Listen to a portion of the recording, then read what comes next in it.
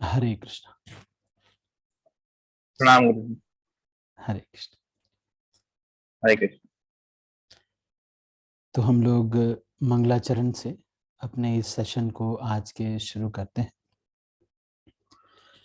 ओम अज्ञानतिमिरान्धस्य ज्ञानाञ्जनशलाकया चक्षुरुन्मिलितं येन तस्मै श्रीगुरवे नमः। श्रीचैतन्यमनोभीष्टं स्थापितं येन भूतले स्वयं रूपः कदा मह्यं ददाति स्वपदान्तिकम्। जय श्री कृष्ण चैतन्य प्रभु नित्यानंद श्री अद्वैत गदाधर श्रीवासादि गौर भक्तवृंद। हरे कृष्ण कृष्ण कृष्ण हरे हरे, हरे राम राम राम हरे हरे। हरे कृष्णा। तो journey of self discovery course के ये अंतिम सेशन, आज अंतिम सेशन है, 6th सेशन, लाइफ एप्स, है ना, एप्लीकेशन ऑफ भगवत गीता। तो इसके ऊपर आज हम चर्चा करेंगे।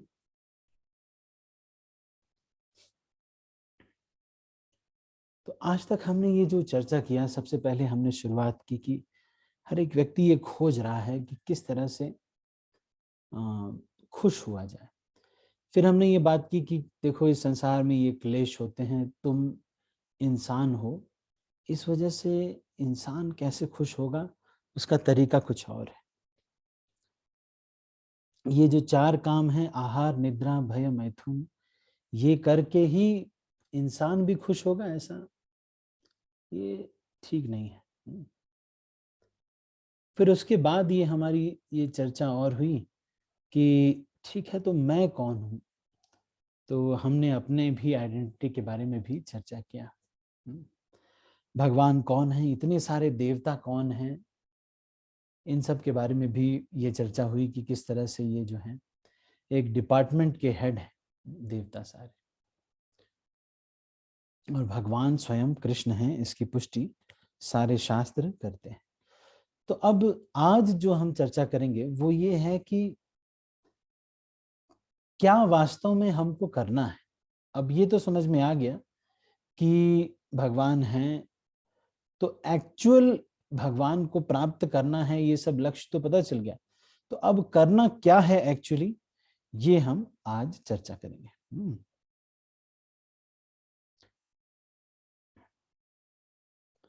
योग। तो ये कहा गया था कि भगवत गीता ये कहती है कि योग करना चाहिए, या भगवत गीता का आदेश एक्चुअल क्या है, उसको क्या अप्लाई करना है। तो भगवत गीता का व्यावहारिक रूप में क्या अनुप्रयोग है, इसके बारे में चर्चा की। तो हमने ये चर्चा किया कि ईश्वर हैं, और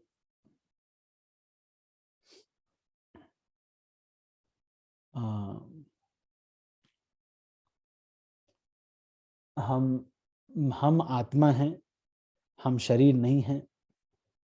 प्रकृति 3 गुण के ऊपर चर्चा हुई, और हम कहाँ से आए हैं, हमें कहाँ जाना है, ये वाली एक कहानी भी हमने चर्चा की, जिसमें हमने निहारिका जी का एग्जाम्पल भी लिया था।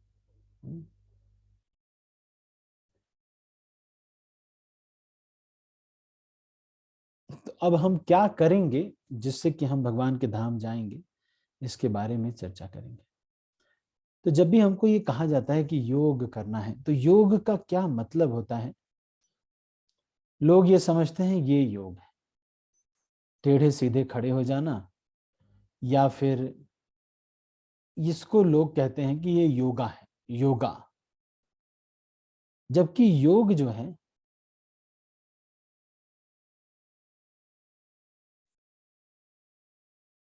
ध्यान करना, ये भी लोग सोचते हैं कि ध्यान करना योग है।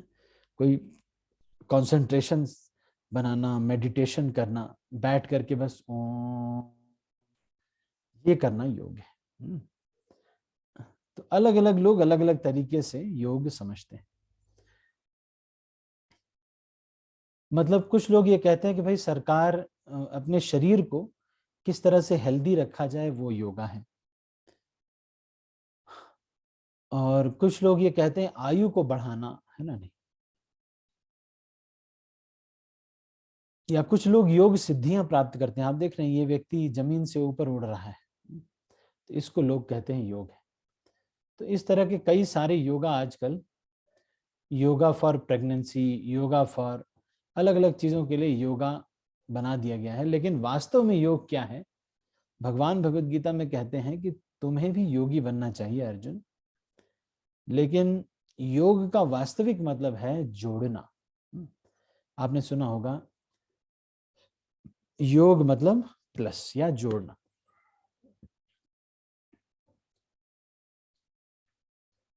तो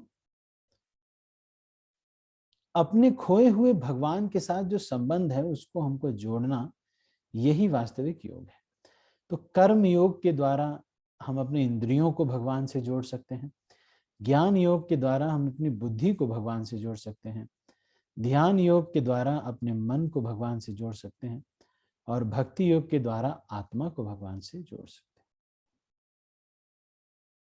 तो अलग अलग प्रकार के योग लोग अपने क्षेत्र में करते हैं। कर्म, ज्ञान, ध्यान, भक्ति, अलग अलग प्रकार के योग करते हैं।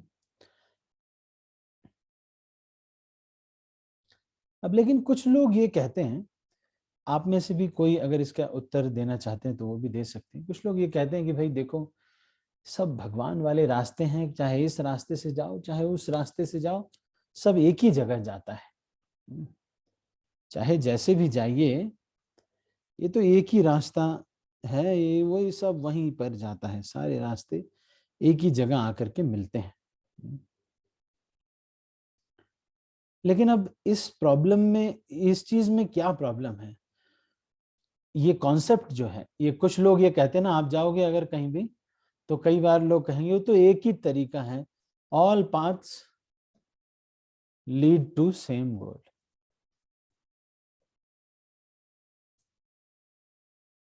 ऐसा वो कहते हैं। वही है, पूजा पाठ ही है। सब लोग ये कहते हैं कि भाई पूजा पाठ ही है, सब एक ही जगह पे जाता है। चाहे जिसकी भी पूजा करो, चाहे जो भी करो, वो तो एक ही जगह पे सब लेके जाता है। लेकिन आप देखेंगे कि कोई अगर दिल्ली की बस में बैठता है तो वो दिल्ली जाता है, और बॉम्बे वाला व्यक्ति बॉम्बे जाता है। कभी ऐसा होता है कि बॉम्बे वाला व्यक्ति बैठ जाए और वो दिल्ली पहुंच जाए? कभी बॉम्बे नहीं पहुंच जाता है ना, नहीं। तो इसका मतलब क्या है?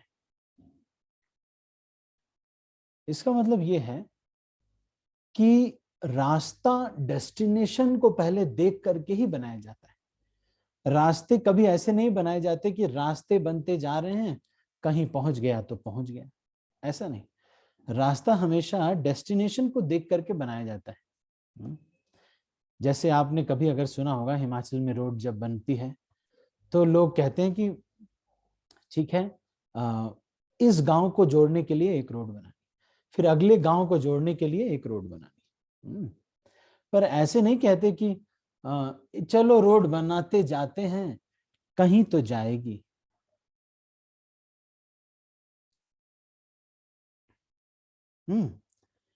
ऐसे तो नहीं कर सकते। तो उसी तरह से ये जो अलग अलग रास्ते होते हैं, वो अलग अलग, भगवान भगवत गीता में इसको कहते हैं कि अलग अलग रास्तों की ट्रेनें जो हैं, या यान्ति देवव्रता देवान, पितृन यान्ति पितृव्रता, भूतानि यान्ति भूते ज्या, यान्ति मध्या जिनोति मां। यहाँ पर ये कह रहे हैं, देखो इस तरह से जो लोग भ्रमित होते हैं, राक्षसी और आसुरी प्रवृत्ति की ओर आकर्षित होते हैं, इस भ्रमित स्थिति में उनका अर्थ, काम, मोक्ष, ज्ञानार्जन इत्यादि की आशा बुरी तरह से विफल हो जाती है। जड़ विद्या जत मायार वैभव, तुम्हार भजने बाधा, मोह जन्मिया अनित्य संसारे, जीवेर कराए गाधा। तो देहात्म बुद्धि से व्यक्ति जो ग्रसित होते हैं वो भोगी होने में असफल प्रयास करते हैं और पाप और पुण्य कृत्यों में भेद नहीं करते। आत्मा, पुनर्जन्म, भगवान, वैकुंठ जगत में कोई विश्वास नहीं होता। तो यहाँ आप देख रहे हैं, ये आप अगर सिलिकॉन वैली या कैलिफोर्निया जाएंगे तो वहां पर इस तरह की मीटिंग्स डेली होती हैं, जिसमें जो वेबसाइट्स बनाते हैं या जो प्रोजेक्ट्स होते हैं उनके ऊपर बोली लगाई जाती है कौन कितने डॉलर में उसको बना देगा। तो नई नई जो कंपनियां होती हैं वो यहाँ पर जाती हैं। मैंने किया है इसलिए मैं आपको बता रहा हूँ। तो वहां एक एक, जैसे कोई $17,000 में कर देगा तो एक व्यक्ति आएगा वो $16,500 में ही कर देगा। तो इस तरह से बड़ी प्रतिस्पर्धा होती है ये। तो हर एक व्यक्ति जो है खुश होने के लिए खूब सारा प्रयास करता है।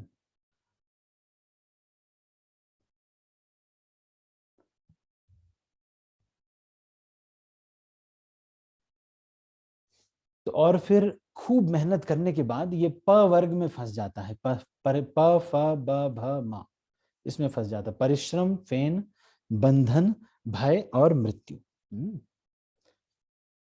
खूब कठिन मेहनत करता है, फिर फेन होता है, फिर उसको बंधन होता है और फिर डर लगा रहता है और फिर मृत्यु हो जाती है।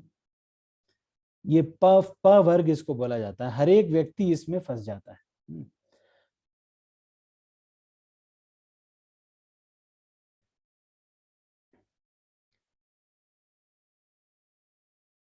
इसलिए धर्म का जो अंतिम उद्देश्य होता है, जो भगवत गीता क्या कहती है कि एक्चुअली हमको क्या करना चाहिए, वो इनमें से कोई एक भक्ति योग करना चाहिए, या तो कर्म योग, ज्ञान योग, ध्यान योग या फिर भक्ति योग। लेकिन आप देखेंगे जो सबसे नीचे योग है वो कर्म कांड या फिर सकाम कर्म है। इसका मतलब यह है सुख की प्राप्ति होगी, स्वर्ग की प्राप्ति के लिए पूजा करना, उपवास रखना, कड़ी मेहनत करना, तप करना इत्यादि। मतलब सकाम कर्म मतलब अपनी इच्छाओं को पूरा करने के लिए जो भी कर्म होते हैं वो होते हैं कर्म कांड में आते हैं। सेकंड स्टेप होता है कर्म योग। कर्म के फल को त्याग देना, ये निष्काम कर्म कहलाता है। ज्ञान योग में क्या है, फल भी त्याग कर देते हैं, ज्ञान भी रहता है और तप भी रहता है। और ध्यान योग में, अष्टांग योग में इंद्रियों का निग्रह रहता है, मन का निग्रह रहता है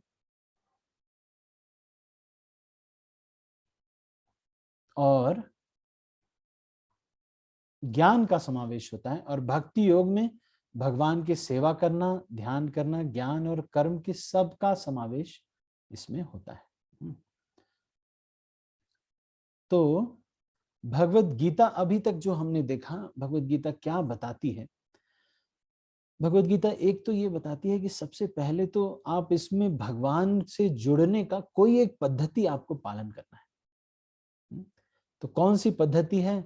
वो कहते हैं कि ये वाली पद्धति, या तो कर्मकांड कर लीजिए, या तो शास्त्रों के अनुसार इस संसार में, या तो फिर कर्म योग कर लीजिए, जो भी यहाँ पर बता रहे हैं, या तो फिर ज्ञान योग कर लीजिए, ध्यान योग कर लीजिए, नहीं तो अंतिम भक्ति योग सबसे श्रेष्ठ है, भक्ति योग।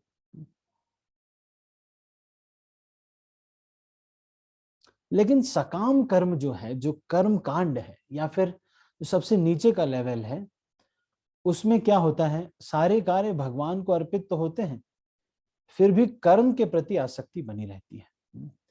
शास्त्र को मानते हैं लेकिन आखिर फाइनली हमको क्या मिलेगा ये चीज उतनी पता नहीं होती है ना। नहीं, और कुछ फल की आशा भी होती है, थोड़ा बंधन भी रहता है क्योंकि अपने फल की इच्छा से कुछ कर रहे हैं। मान लो मंगल जी ने ये किया कि, अब मैं ये उदाहरण आपको ले रहा हूं, देखो इस संसार में जो भी व्यक्ति जी रहा है, वो जो भी, मान लो ये एक रास्ता है, सारे जीवन का रास्ता है ना। इसमें एक व्यक्ति ये चला जा रहा है,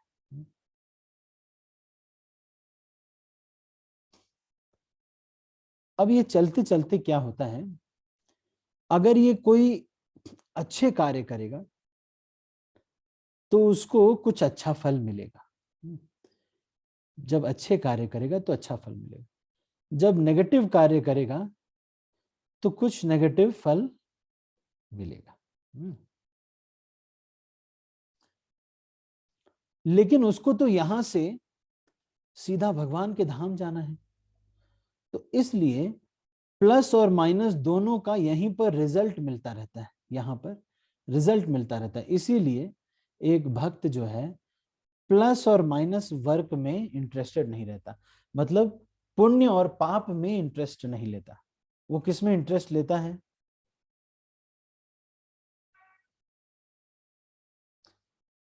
वो ऐसे कामों में इंटरेस्ट लेता है जो उनको भगवान के धाम ले जाएं, ऊपर लेके जाएं, हैं, भक्ति में आगे बढ़ाएं।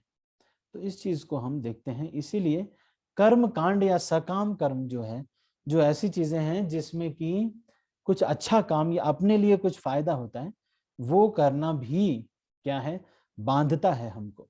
क्योंकि उस अगर अच्छा करेंगे तो वो भी बांधने वाला है, बुरा करेंगे तो भी वो बांधने वाला है, क्योंकि इसी दुनिया में प्लस माइनस का रिजल्ट मिलता रहता है। आप समझ रहे हैं? तो अब सेकंड लेवल पे आता है कर्म योग। कर्म योग का मतलब ये है कि कर्म करेंगे तो, लेकिन जो फल मिलेगा अपने को ये याद रखेंगे कि मैं भगवान का दास हूं। अच्छा, तो उसको सारे को, उसमें जो फल मिलेगा उसको भगवान को अर्पित करेंगे। इसको कहते हैं निष्काम कर्म योग, है ना? इसमें फल से कोई आसक्ति व्यक्ति की नहीं रहती है। सेकंड और थर्ड लेवल पे आता है ज्ञान योग, है ना? इसमें व्यक्ति क्या करता है, निराकार ब्रह्म का ध्यान करता है। तो लेकिन भगवान इसको कहते हैं कि ये जो ध्यान करना है ये क्या है, इसमें कोई कर्म नहीं है, तो कर्म फल से आसक्ति भी नहीं है, कर्म फल भी नहीं है, लेकिन बस निराकार होकर के बैठ जाना है। देखो आप, मैं इसको कैसे, मैं आपको दूसरे तरीके से बताता हूं। मान लो ये एक आध्यात्मिक रास्ता है। अब इस आध्यात्मिक रास्ते में प्लस माइनस कोई व्यक्ति नहीं कर रहा है, लेकिन वो ऊपर जाने के लिए कोई कार्य नहीं कर रहा है, बस वो यहां बैठ करके बस ध्यान कर रहा है ऊपर का। तो प्लस भी नहीं कर रहा है, माइनस भी नहीं कर रहा है, पर वो बैठ करके बस ध्यान कर रहा है, तो भी वो ऊपर नहीं जाएगा। वो क्या करेगा, प्लस माइनस तो नहीं होगा, लेकिन वो ऊपर नहीं जाएगा। तो ये चीज को भी हमें समझना है। निराकार कष्टपूर्ण मार्ग है, इसमें निराकार की उपासना करते हैं। फिर कह रहे हैं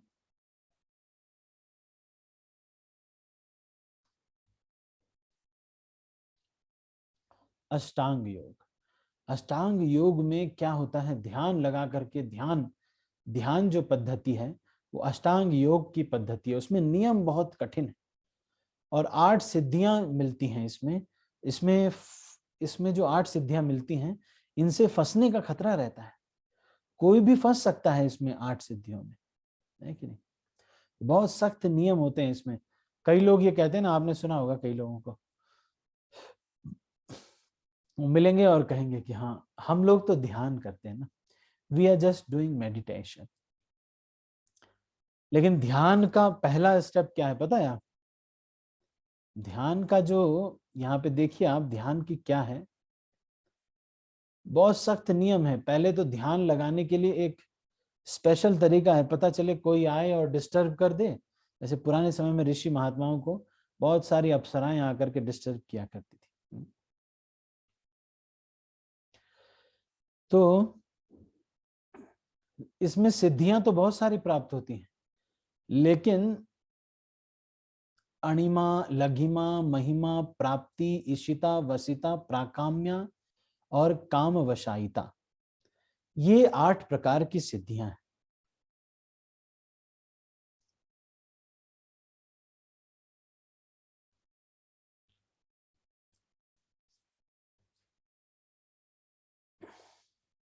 तो कई लोगों को ये जब ध्यान योग करते हैं तो ये सिद्धियां प्राप्त होती हैं। काम वशायिता, प्राकाम्य, वशिता, ईशिता, प्राप्ति, महिमा, लघिमा। ये अणिमा का मतलब क्या है? बहुत छोटे हो जाना। लघिमा का मतलब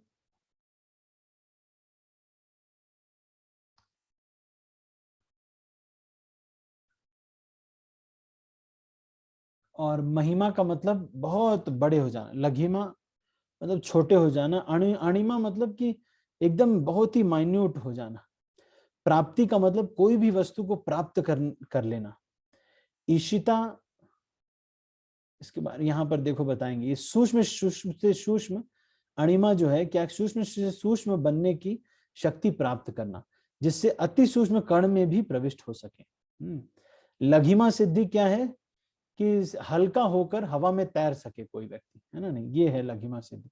उदाहरण, सिद्धि योगी सूर्य किरणों के माध्यम से सूर्य में प्रविष्ट हो सकते हैं। इतनी लघिमा सिद्धि में ये शक्ति होती है।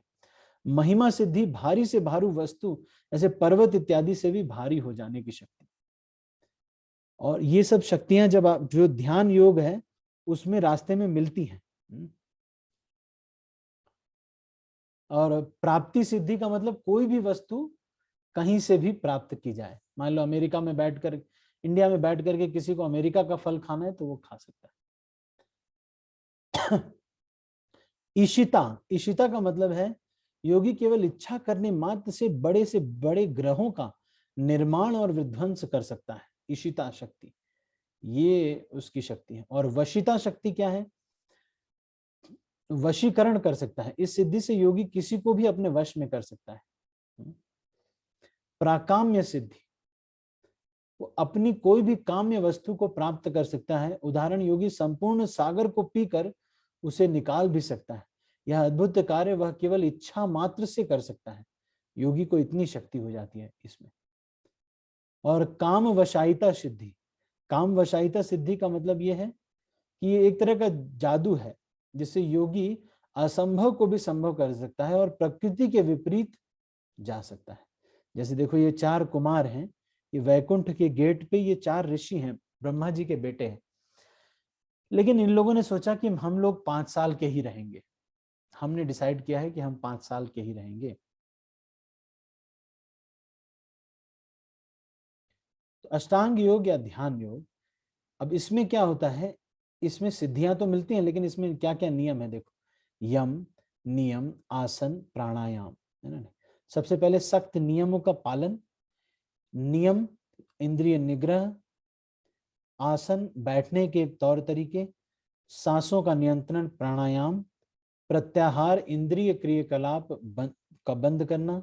धारण, एकाग्रता। ध्यान, मन को भगवान पर केंद्रित करना। समाधि का मतलब सम्यक अधीयते अस्मिन् आत्म तत्व यथामयम। तो ये समाधि, ये अंतिम स्टेज है। लेकिन आजकल लोग क्या करते हैं कि 5 मिनट करेंगे, कहेंगे बस ध्यान लग गया, ध्यान लग गया, ध्यान लग गया। तो इस तरह से जो है आजकल के लोग जो ढोंगी बाबा के जैसे हो गए। कोई यम नियम पालन नहीं करता। यम नियम का मतलब ब्रह्मचर्य का पालन करना पड़ेगा, किसी जंगल में जाना पड़ेगा, कहीं एक जगह पर जा करके मृगछाला पर बैठ करके तब जा करके होता है। इतना आसान नहीं रहता है। अब इसमें क्या है? अष्टांग योग की पद्धति, जो ध्यान वाली पद्धति है, वो क्या है देखो। पूर्ण ब्रह्मचर्य का जीवन रहना चाहिए। नियंत्रित आहार विहार, स्वप्न, निद्रा, कर्म, ये सब होना चाहिए। पवित्र स्थान में ध्यान लगाना है। जमीन पर कुशा बिछानी है, मृग चर्म से उसको ढकना है। उसके बाद अधिक ऊंचा नहीं, अधिक नीचा नहीं। सारी भौतिक इच्छाओं से मुक्त होना चाहिए। एकांत में सीधे बैठना है।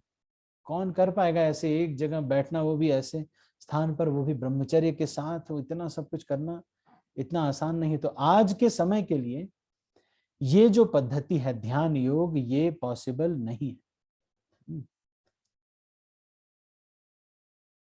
कोई अगर अभी तो ध्यान करने लगो तो नींद आ जाएगी। है कि नहीं?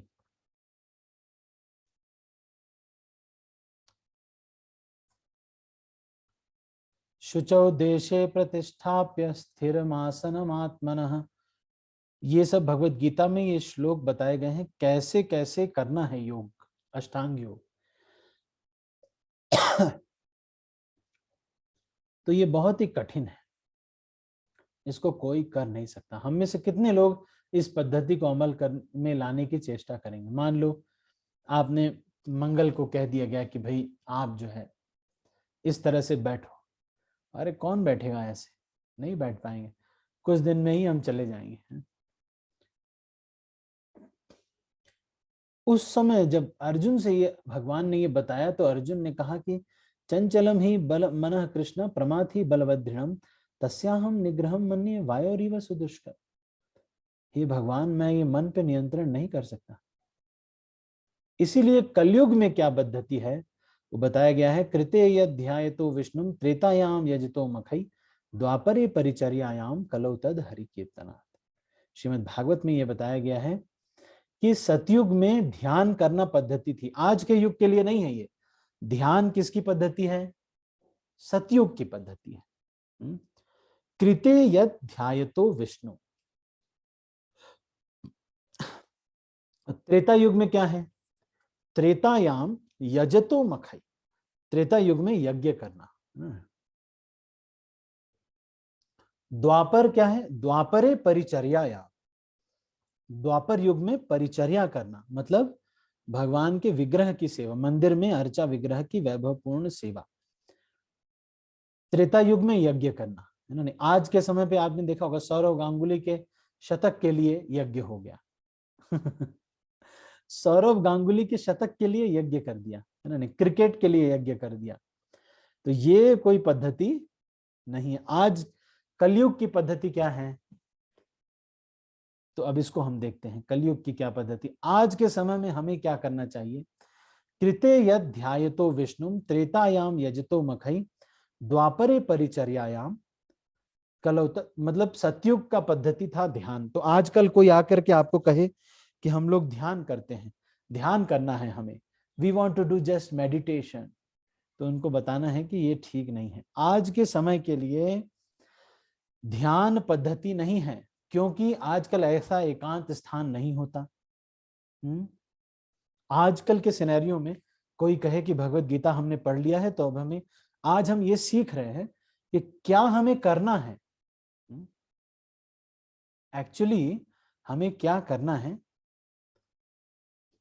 तो ये सब ध्यान नहीं करना है। ऐसे बहुत सारे राज योगा सेंटर, सहज योगा सेंटर ऐसे आ जाएंगे और वो लोग आपको बताकर आएंगे, बैठा देंगे, कहेंगे चलो एक मोमबत्ती पर ध्यान करो, एक मोमबत्ती, और आप और बहुत देर तक ध्यान करेंगे। उसके बाद फिर आपको मच्छर काटने लगेंगे, फिर आप कहेंगे कि बस बस हो गया। तो ये सतयुग की पद्धति थी, ये कलयुग की पद्धति नहीं है। ध्यान योग सतयुग में किया जाता था। कृते यद ध्यायतो विष्णुम, ध्यान किया जाता था, लेकिन सतयुग में किया जाता था। त्रेता युग में क्या किया जाता था? त्रेता युग में यज्ञ करना पद्धति थी। तो भगवान को प्राप्त करने के लिए यज्ञ किया जाता था। ध्यान सतयुग में किया जाता था, त्रेता में यज्ञ किया जाता था, बड़े बड़े यज्ञ करके भगवान को प्राप्त किया जाता था। और द्वापर युग में पूजा अर्चना करके भगवान के विग्रह की बड़े बड़े मंदिरों में पूजा अर्चना करके भगवान को प्राप्त किया जाता था। और कलयुग में कलौ तद हरि कीर्तनात्, कलयुग में क्या तरीका है भगवान को प्राप्त करने का? क्या तरीका है? आप लोग भी सोच रहे होंगे ना कि अरे प्रभु जी, इतने दिन से हम लोग ये सेशन अटेंड कर रहे हैं, तो अब करना क्या है एक्चुअली? तो ये जो है, ये है कलयुग की पद्धति। वो क्या है? भगवत नाम का संकीर्तन और जप करना, ये कलयुग की पद्धति है। क्या है? हरेर नाम हरेर नाम हरेर नामैव केवलम कलौ नास्तेव नास्तेव नास्तेव गतिरन्यथा। कलयुग केवल नाम आधारा सुमेरी सुमेरी नर उतरहि पारा। तो कलयुग क्या है? कलयुग में भगवान का नाम लेना ये पद्धति है।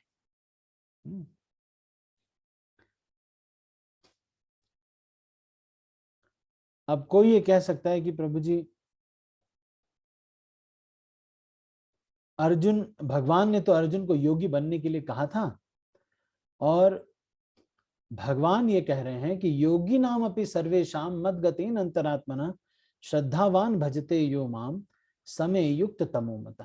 कह रहे हैं कि भक्ति योग जो करता है या भगवान के नाम का कीर्तन करता है, निस्वार्थ भाव से भगवान की सेवा करता है, भगवान को प्रेम करता है, ये करना सबसे श्रेष्ठ पद्धति है कलयुग में, है ना नहीं।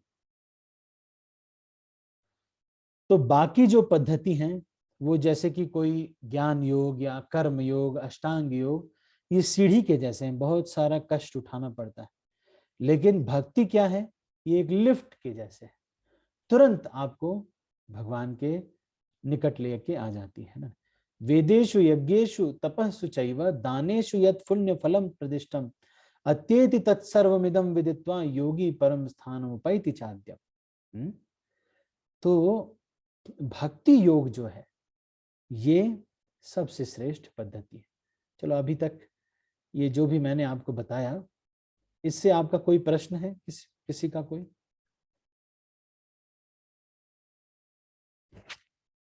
अभी तक जो मैंने आपको बताया सर, ये 4 युग के बारे में बताया, तो फिर उसमें क्या होता है, मतलब किसके बारे में? सर युगों के बारे में बताया ना, 4 युग, द्वापर युग, त्रेता युग। हाँ, तो ये मैंने आपको बताया ना, ये एक एक युग में आप देखो, उस युग में सतयुग में भगवान विष्णु का ध्यान करना पद्धति थी भगवान को प्राप्त करने के लिए। अब हम लोग इस स्तर पे आ गए हैं कि हमने पहला जो सेशन किया था उसमें तो ये था कि भाई खुश कैसे रहना है, हम लोग कष्ट कौन कौन से भोग रहे हैं। हमने ये बताया कि हम लोग इंसान हैं, इसलिए भगवान के बारे में जानना चाहिए, हम आत्मा हैं। भगवान कौन है ये भी हमने प्रूफ किया कि कृष्ण भगवान है। तो अब उनको प्राप्त करने का तरीका जो है क्या है, अभी इस युग में क्या करना चाहिए, इस पर हम लोग डिस्कशन कर रहे हैं। तो सतयुग में क्या पद्धति थी, भगवान की का ध्यान करना। त्रेता युग में यज्ञ करना। द्वापर युग में अर्चा विग्रह की पूजा करना। और कलयुग में क्या पद्धति है, हरि कीर्तन करना। ये जो पद्धति है आज के समय पे सबसे सही है ना नहीं? ठीक है मंगल, आपको समझ में आया? हाँ ठीक है, तो हम आगे इसको आगे बढ़ाते हैं। हरि नाम जो है ये करना सबसे श्रेष्ठ पद्धति, और भगवान की भक्ति करना ये सबसे श्रेष्ठ पद्धति आज के युग में है। और भक्ति कैसे की जाती है, 9 तरीके से की जाती है। एक तो श्रवण करना, भगवान के बारे में सुनना। कीर्तन करना, भगवान के बारे में या फिर भगवान के नाम का कीर्तन करना। और स्मरण करना, स्मरण का मतलब भगवान का को याद करना, उनकी लीलाओं का स्मरण करना। अर्चनम का मतलब है, अर्चनम के जो इसके उदाहरण बहुत अच्छे हैं, पृथु महाराज, है ना। भगवान पृथु, जो पृथु हैं वो, उन्होंने अर्चना करके भगवान को प्राप्त किया। और पाद सेवनम के कौन हैं, लक्ष्मी जी उनके चरण की सेवा करती हैं। और वंदनम का मतलब है कि उनकी वंदना करना, भगवान की वंदना करना। इसके जो आचार्य हैं वो हैं अक्रूर जी, है। तो इसके बारे में हम कभी बताएंगे। दास्य के कौन है, हनुमान जी। और साख्य के अर्जुन। तो और 9वें हैं आत्मनिवेदन, इसके हैं आचार्य बलि महाराज। तो इसमें आगे हम चर्चा करेंगे ये क्या है।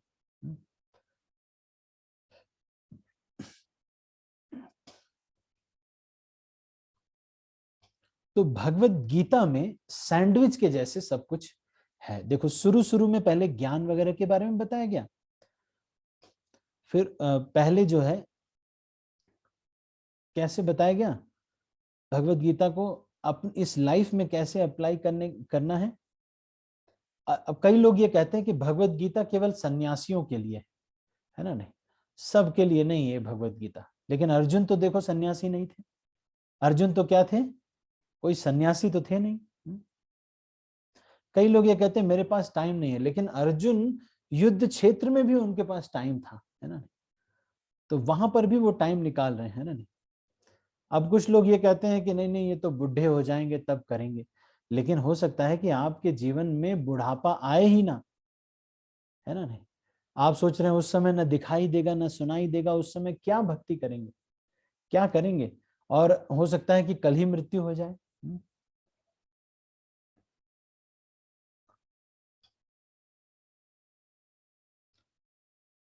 तो इसलिए जो व्यक्ति बीमार है उसको क्या करना चाहिए, उसको डॉक्टर के अनुसार पहले तो स्वीकार करना चाहिए कि वो बीमार है, फिर उसके बाद स्वीकार करना चाहिए कि दवाई लेनी चाहिए, डॉक्टर के पास जाना चाहिए, दवाई लेनी चाहिए, परहेज करना चाहिए। अब लेकिन अगर कोई व्यक्ति भगवान को कैसे प्राप्त करता है, इसके बारे में यहाँ पर जो है आगे बता रहे हैं कि इस तरह हमको जो है अपने अंदर जो रोग है, इसको जो 6 अनर्थ हैं, उसको देखते हुए पहले एक अस्पताल में जाइए।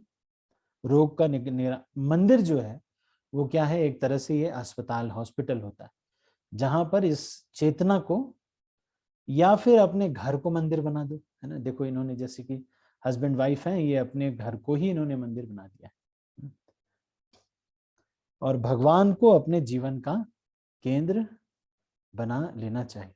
फिर सही डॉक्टर्स के पास जाकर के, जो अधिकृत टीचर हों, उनसे इसको पढ़ना चाहिए, है ना। अब ये जो नॉलेज है, ये देखो आप कैसे परंपरा से ये जो नॉलेज है ये चला आ रहा है। परंपरा मतलब भगवान ने ब्रह्मा जी को दिया, ब्रह्मा जी ने नारद, नारद व्यास, व्यास मध्वाचार्य, फिर उसके बाद चैतन्य महाप्रभु, फिर गौर जगन्नाथ दास बाबा जी, भक्ति विनोद ठाकुर, गौर किशोर दास बाबा जी, शिला प्रभुपाद, ऐसे करके ये ज्ञान जो है आता जा रहा है। तो इस ज्ञान को लेकर के हमको ये मंदिर जो है, ये उच्च शिक्षा का एक यूनिवर्सिटी होता है। वहां जाकर के भक्तों का संग मिलता है, वहां जाकर के फिर हमें जो रोग है उसकी दवा हमें वहां पर मिलती है ना। नहीं, लेकिन हमको कुछ परहेज करना चाहिए। तो 4 तरह के परहेज हैं, है ना, वो हमें करना चाहिए। एक तो सबसे पहला ये है कि नशा नहीं करना चाहिए।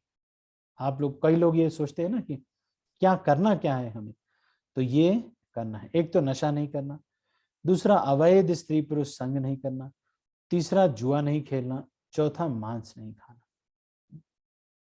इनसे परहेज करना चाहिए। और दवाई क्या है, ABCD, मतलब A for association, B for books, C for chanting, D for diet.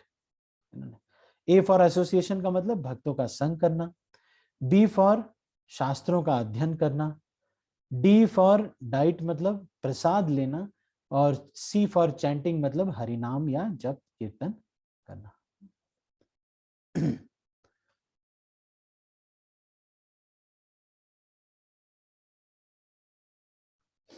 तो जब कोई व्यक्ति अहंकार जिसके अंदर होता है, तो वो भक्तों के संग से अहंकार दूर होता है। अहंकार शुद्धिकरण होता है, और अहंकार के 2 लक्षण हैं। एक तो श्रेय लेने की प्रवृत्ति है, दूसरा स्वयं को सारी चीजों का केंद्र समझने की प्रवृत्ति, है ना।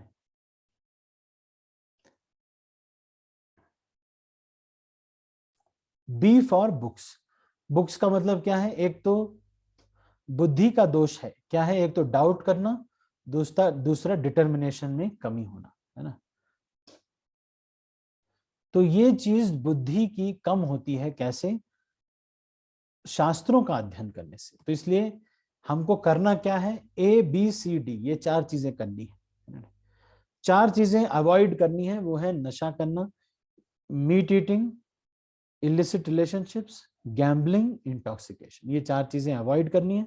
और 4 चीजें करनी है, वो क्या है, ABCD, मतलब association, books, C for chanting, हरिनाम का जप करना, मन का ये 2 दोष है ना। नहीं, मन को त्राण करने के लिए चैंटिंग होती है, मनः त्रायते इति मंत्र। तो मन के 2 दोष हैं, एक तो जहां भी चाहिए वहां रुकता नहीं, और जहां नहीं चाहिए वहीं जाता है। तो ये हरे कृष्ण कृष्ण कृष्ण हरे हरे, हरे राम राम राम हरे हरे, इस मंत्र को जो है जप करना होता है।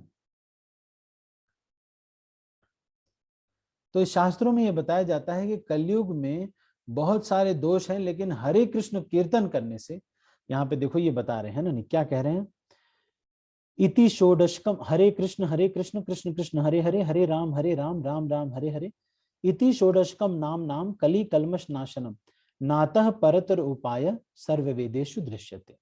समस्त वैदिक शास्त्रों का शोधन करने के बाद व्यक्ति इसी निष्कर्ष पर पहुंचेगा कि इस भक्ति मार्ग को छोड़कर दूसरा अन्य कोई साधन नहीं है, केवल हरिनाम ही एकमात्र साधन है, ऐसा शास्त्रों में कहा गया। और डी फॉर प्रसाद, डाइट, तो भगवान को भोग लगा करके प्रसाद रूप में भोजन ग्रहण करना। इससे शरीर के दोष हैं, एक तो अविद्या और दूसरा इंद्रिय विषयों के प्रति आकृष्ट होना। तो ये देखो, आप कई लोग ये कहते हैं प्रभु जी अगर हम भगवान को भोग लगा के ही मांस मच्छी नहीं खाएंगे तो हम क्या खाएंगे बताइए, इतना सारा आइटम हमारा मिस हो जाएगा, चिकन तंदूरी, चिकन बटर मसाला, ये सब मिस हो जाएगा। नहीं, देखो आप कितने अच्छे अच्छे आइटम वेजिटेरियन लोग भी खाते हैं, है कि नहीं?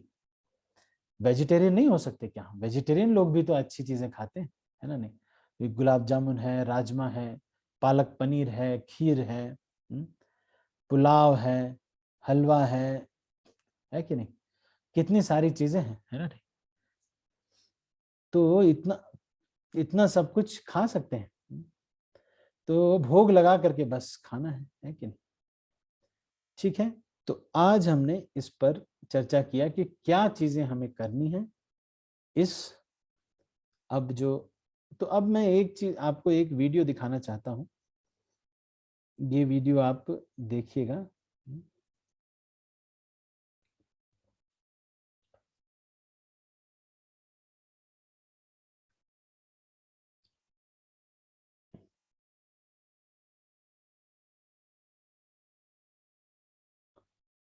देखता हूँ इसमें अगर ऑडियो आ जाता है तो आपको उसको बहुत अच्छे से इसमें सब कुछ बताया गया है।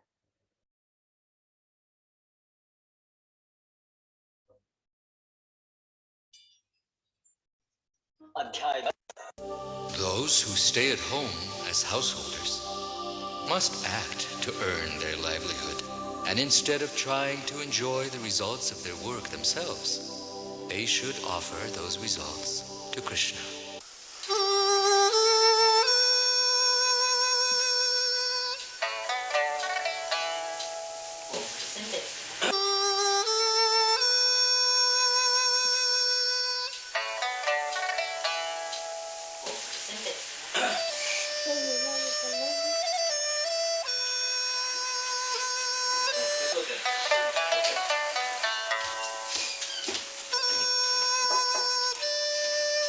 ये हस्बैंड वाइफ हैं, कैसे रह रहे हैं देखो।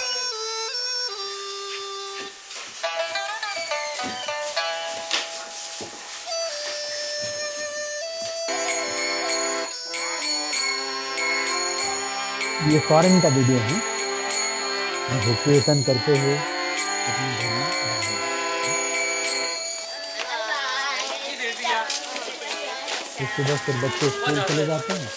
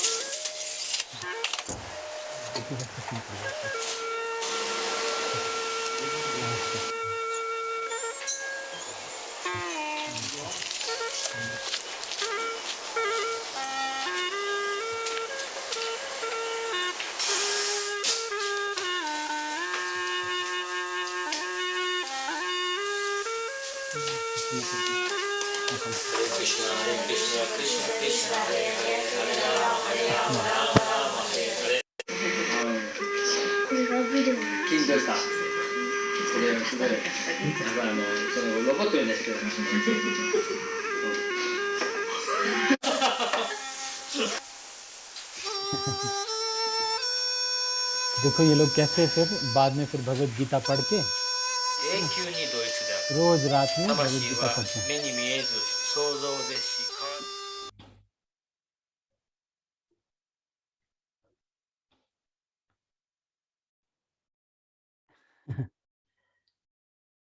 दिखा आपको कैसा लगा, है ना? सर ये आपने पहले दिखाया था सर ऐसा वाला वीडियो। हाँ, तो ये जो है ये दिखा रहे हैं कि देखो ऐसे परिवार में इस तरह से रहना, एक आध्यात्मिक माहौल बना करके रहना, ऐसा रहना बहुत अच्छा है। नहीं तो कई घरों में क्या होता है, कुछ है ही नहीं, कभी शराब पी के आ रहे हैं, कभी पिटाई कर रहे हैं एक दूसरे की।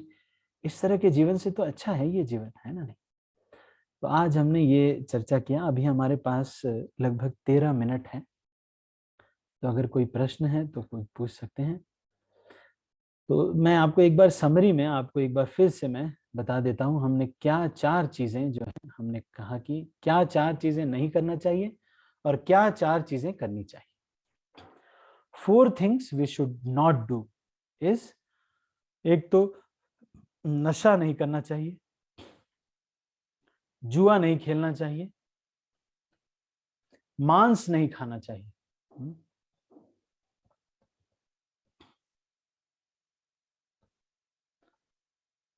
और नशा नहीं करना चाहिए, जुआ नहीं खेलना चाहिए, मांस नहीं खाना चाहिए, और तीसरा है अवैध स्त्री पुरुष संग नहीं, मतलब विवाह के अलावा कोई इधर उधर रिलेशनशिप नहीं बहुत ज्यादा होने चाहिए, फिजिकल रिलेशनशिप्स नहीं होने चाहिए, है ना? नहीं, इलिसिट, है ना? नहीं, ठीक है। तो ये तो 4 चीजें हैं जो कि नहीं करनी चाहिए।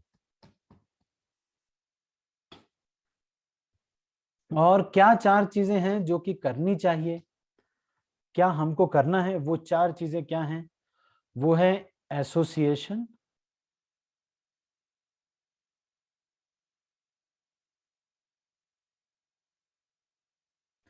बुक्स, चैंटिंग और डाइट, प्रसाद, है ना? तो एक तो भक्तों का संग करना है, ऐसे पॉजिटिव लोगों का संग करना है, शास्त्रों का अध्ययन करना है और चैंटिंग करना है, भगवान का नाम लेना है और प्रसाद लेना है। ये 4 चीजें हमको करना चाहिए, है कि नहीं? तो ये समरी में आज हमने चर्चा किया ABCD, ABC और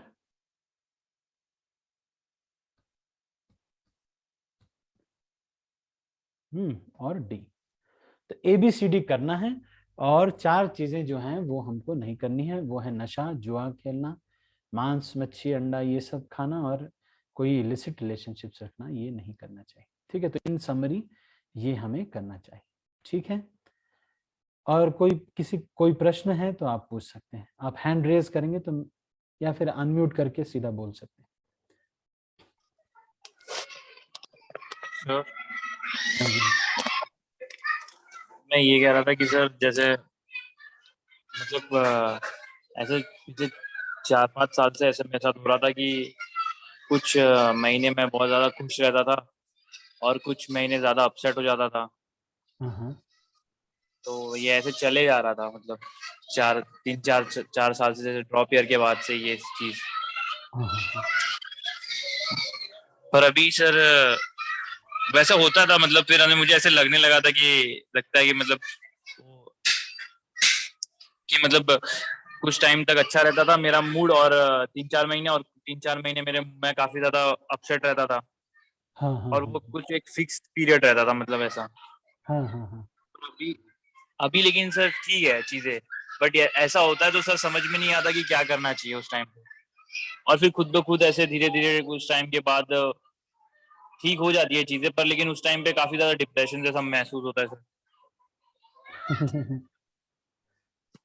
पर सर इस बार तो ठीक है, इस बार तो जैसे इस टाइम पे मैं ऐसे मतलब ये टाइम पे तो मैं ज्यादा करके मतलब अपसेट ही रहता था, पर लेकिन इस बार ठीक हूँ, कोई ऐसा वो नहीं है। और सब समझ, ऐसा लग रहा है कि मतलब वो सब माइंड थॉट्स थे मैक्सिमम।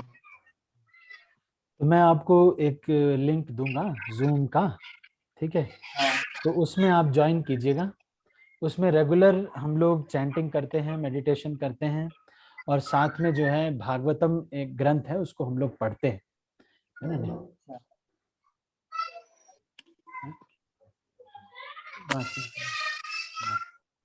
तो हाँ, मैं ना आपको वो लिंक भेज दूंगा। मैं अभी रुक जाओ, इसको टाइप करता हूँ, आपको मिल जाएगा ये।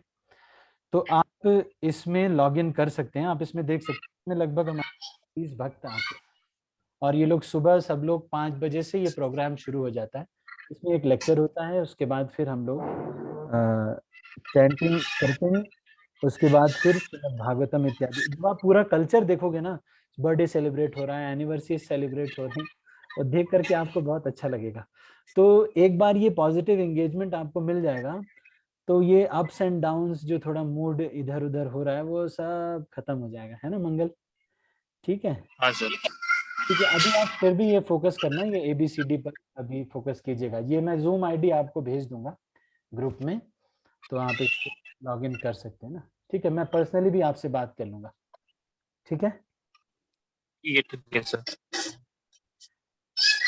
थैंक यू ठीक है, सर। तो हम इसको अभी यहीं पर क्लोज करते हैं। आप सब भक्तों का बहुत बहुत धन्यवाद। और कोई किसी का कोई क्वेश्चन तो नहीं है?